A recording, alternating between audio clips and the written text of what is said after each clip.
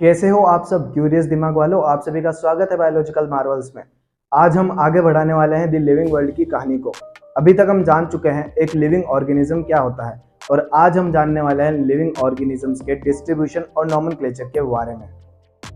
अगर आप अपने आसपास गौर से देखेंगे तो आपको अलग अलग तरीके के लिविंग ऑर्गेनिजम्स दिखाई देंगे, जैसे कि आपके पेट्स, आपके घर के गमलों में पौधे, और बहुत सारे लिविंग ऑर्गेनिजम्स तो आपको दिखाई भी नहीं देंगे, पर वो आपके चारों तरफ प्रेजेंट है। आप ऐसा मान सकते हैं कि हमारी अर्थ एक भवन है जहां सारे लिविंग ऑर्गेनिजम्स एक शादी अटेंड करने आए हैं, और हम जैसे जैसे इस भवन को एक्सप्लोर करते हैं हमें नए नए लिविंग ऑर्गेनिजम्स सरप्राइज गेस्ट की तरह मिलते रहते हैं। और जितने भी अलग अलग तरीके के लिविंग ऑर्गेनिजम्स हमें मिलते हैं वो सब अलग अलग स्पीशीज़ को रिप्रेजेंट करते हैं। और हम ह्यूमंस जो खुद एक स्पीशीज़ हैं वो आज तक 17 से 18 लाख स्पीशीज़ से मिल चुके हैं, और बहुत सारी स्पीशीज़ से मिलना तो अभी बाकी है। भाई मैं तो इतनी सारी स्पीसीज से कभी मिला ही नहीं। हमारी अर्थ पर जितने भी अलग अलग तरीके के लिविंग ऑर्गेनिजम्स प्रेजेंट हैं वो सब मिलकर हमारी अर्थ की बायोडाइवर्सिटी बनाते हैं। जिस तरह एक भवन में कुछ जगहों पर बहुत सारे मेहमान होते हैं तो कुछ जगह पर बहुत कम, इसी तरह हमारी अर्थ पर भी कुछ जगहों पर बहुत सारे लिविंग ऑर्गेनिजम्स प्रेजेंट है तो कहीं बहुत कम। जो घने जंगल हैं वो इस भवन के उस गोलगप्पे वाली स्टाल की तरह है जहाँ पे लिविंग ऑर्गेनिजम्स की डेंसिटी सबसे ज़्यादा है। माइक्रो ऑर्गेनिजम्स इस शादी में आए उन अंडरकवर एजेंट्स की तरह हैं जो किसी को भी दिखाई नहीं देते। हम ह्यूमंस अलग अलग जगहों और देशों में लिविंग ऑर्गेनिजम्स को उनके अलग अलग लोकल नामों से जानते हैं, जैसे कि इस ऑर्गेनिज्म को भारत में कुत्ता कहते हैं और अमेरिका में डॉग। और हमारे देश के भी अलग अलग हिस्सों में इसको अलग अलग लोकल नामों से जानते हैं, जैसे कि राजस्थान में इसे गंडक कहते हैं और केरला में इसे नाया कहते हैं। अब अगर हमें हमारे किसी दूर के दोस्त से किसी स्पेसिफिक लिविंग ऑर्गेनिज्म के बारे में बात करनी है तो इन अलग अलग लोकल नामों की वजह से कम्युनिकेशन में दिक्कत आ सकती है। इसीलिए लिविंग ऑर्गेनिजम्स के नामों को स्टैंडर्डाइज करने की ज़रूरत है ताकि हर लिविंग ऑर्गेनिज्म का कोई एक नाम पूरी अर्थ पर सबको पता हो। और नाम को स्टैंडर्डाइज करने के इस प्रोसेस को हम नोमेनक्लेचर कहते हैं। पर नोमेनक्लेचर करने से पहले ऑर्गेनिज्म का आइडेंटिफिकेशन जरूरी होता है। आइडेंटिफिकेशन होता क्या है? किसी भी ऑर्गेनिज्म को उसकी अपीयरेंस से डिस्क्राइब करने को उसका आइडेंटिफिकेशन कहते हैं। जैसे कि हम ह्यूमंस का आइडेंटिफिकेशन है कि हमारे 2 हाथ हैं, 2 पैर हैं, और हमारे चेस्ट रीजन पे एक पैर मेमोरी ग्लैंड्स हैं, और हमारे कानों के ऊपर ईयर पिन्नास प्रेजेंट है। भाई ये जो नोमेनक्लेचर से नाम निकल के आता है इसका फायदा क्या होता है? नोमेनक्लेचर की मदद से ऑर्गेनिज्म का जो साइंटिफिक नाम आता है उसके कई सारे फायदे होते हैं, जैसे कि किसी भी ऑर्गेनिज्म का सिर्फ एक ही साइंटिफिक नाम हो सकता है, और मल्टीपल ऑर्गेनिजम्स का सेम साइंटिफिक नेम नहीं हो सकता।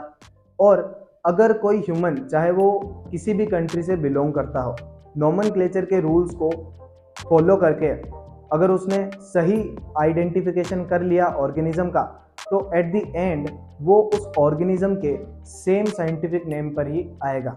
अच्छा, इसके इतने सारे फायदे होते हैं? तो भाई अब जल्दी से ये बता दे ये नोमेनक्लेचर होता कैसे है? चलो मैं आपको एक ऐसा नोमेनक्लेचर बताता हूँ जो सभी साइंटिस्ट ने एक्सेप्ट किया है। इसका नाम है बाइनोमियल नोमेनक्लेचर, और ये कैरोलस लीनियस ने दिया था। अरे भाई ये सारे बड़े बड़े काम अंग्रेजी क्यों करते हैं, हमारे देश के लोग क्यों नहीं करते? इसका पहला रूल है कि साइंटिफिक नाम जनरली लैटिन भाषा से डेराइव होता है, क्योंकि लैटिन एक डेड लैंग्वेज है। लैंग्वेज तो सारी डेड ही होनी चाहिए ना, क्योंकि भाई तूने जो लिविंग ऑर्गेनिज्म की डेफिनेशन बताई थी ना वो किसी लैंग्वेज पे तो होती नहीं है एप्लीकेबल, तो लैंग्वेज तो सारी डेड ही होनी चाहिए ना। भाई इस क्वेश्चन को सीरियसली मत लेना, मेरे को पता है डेड लैंग्वेज का मतलब ये होता है कि वो लैंग्वेज अब बोली नहीं जाती। दूसरा रूल है कि साइंटिफिक नेम 2 वर्ड से मिलकर बनता है, और जो पहला वर्ड है वो ऑर्गेनिज्म के जीनस को रिप्रेजेंट करता है और दूसरा वर्ड ऑर्गेनिज्म की स्पीशीज को रिप्रेजेंट करता है। और ये जो दूसरा वर्ड होता है ये हर साइंटिफिक नेम में अलग होता है, इसीलिए इसे स्पेसिफिक एपिथेट भी कहते हैं। तब भी इसका नाम बाइनोमियल नोमेनक्लेचर है।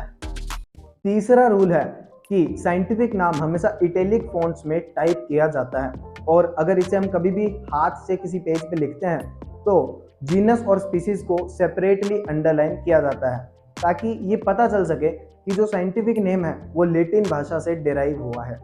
ओके। चौथा रूल है कि जीनस हमेशा कैपिटल लेटर से स्टार्ट होता है और स्पीशीज को स्मॉल लेटर से स्टार्ट किया जाता है। एक एग्जांपल तो दे भाई। इन रूल्स को फॉलो करके मैंगो का जो साइंटिफिक नाम निकल कर आता है वो है मैंजीफेरा इंडिका। यहाँ पे मैंजीफेरा मैंगो का जीनस है जिसके अंदर मैंगो से रिलेटेड कई सारी स्पीशीज आती हैं और इंडिका मैंगो की स्पीशीज हैं।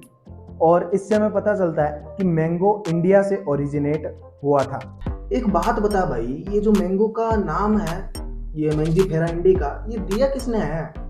अगर साइंटिफिक नेम में ऑथर का नाम भी मेंशन करना है तो हम साइंटिफिक नेम के एंड में ऑथर के नाम को शॉर्ट फॉर्म में लिख सकते हैं। जैसे कि जो मैंगो है इसका जो नाम है मैंजीफेरा इंडिका, ये कैरोलस लिनियस ने ही दिया था। तो इसका अगर हम ऑथर के साथ नाम बताएं साइंटिफिक तो वो होगा मैंजीफेरा इंडिका लिन। भाई एक मिनट, ये एनसीईआरटी के अंदर जो ICBN और ICZN दिया हुआ है ना, ये क्या होता है? ये पता नहीं ये क्या होता है, समझ नहीं आ रहा। ICBN एक ऑर्गेनाइजेशन है जिसकी फुल फॉर्म है international code of botanical nomenclature और ये ऑर्गेनाइजेशन प्लांट्स के नोमेनक्लेचर से रिलेटेड रूल्स और गाइडलाइंस बनाता है ताकि प्लांट्स के नोमेनक्लेचर को अच्छे से किया जा सके। और ICZN की फुल फॉर्म है international code of zoological nomenclature और ये भी ICBN के जैसी ही होती है, बस ये एनिमल्स के नोमेनक्लेचर से रिलेटेड है। और ये जो दोनों ऑर्गेनाइजेशंस हैं ये बाइनोमियल नोमेनक्लेचर के रूल्स को ही फॉलो करती। आज के लिए इतना ही, मिलेंगे नेक्स्ट वीडियो में।